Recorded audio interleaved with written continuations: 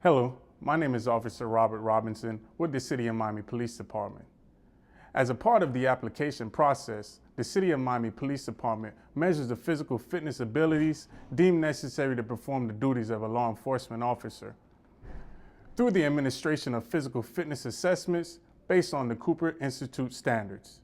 The abilities to be evaluated are aerobic capacity, upper body muscular strength and endurance, core body muscular endurance, and aerobic capacity. Using a typical 440-yard track, the first exercise will be the 1.5 mile run. You have to run 6 laps. Ready? This exercise tests your aerobic capacity. Go.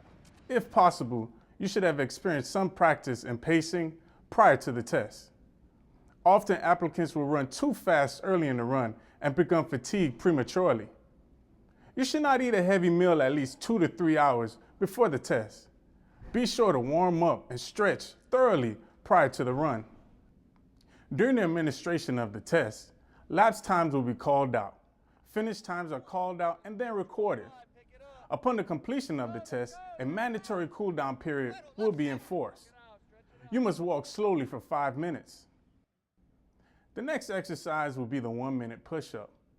This exercise is for measuring your upper body muscular strength and endurance.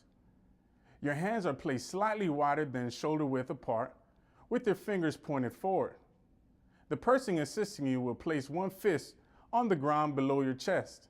A female will have a 3.5-inch sponge placed under the sternum to substitute for a fist. Starting from the up position, you must keep your back straight at all times. Lower your body to the ground until your chest touches the fist or the sponge. You must then return to the up position. This is 1 repetition. If you must rest, you can do so in the up position. Both hands must remain in contact with the ground at all times. The next exercise is the 1-minute sit-up.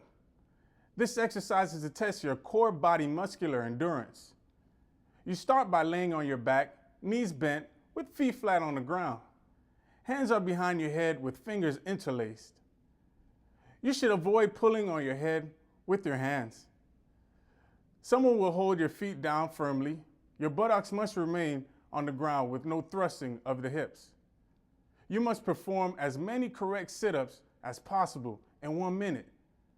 In the up position, you must touch your elbows to your knees and then return until your shoulder blades touch the ground. Breathing should be as normal as possible, making sure you do not hold your breath. Any resting must be done in the up position.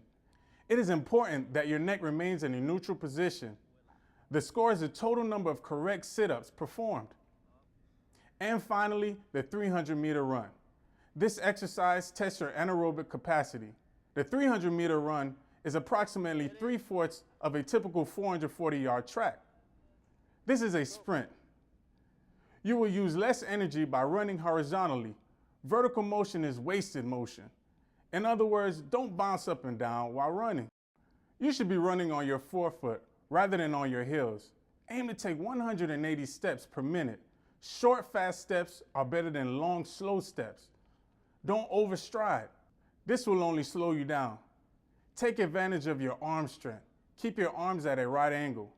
Don't cross your midsection. The 300-meter run involves a lot of power and strength from your arms, almost as much as your legs.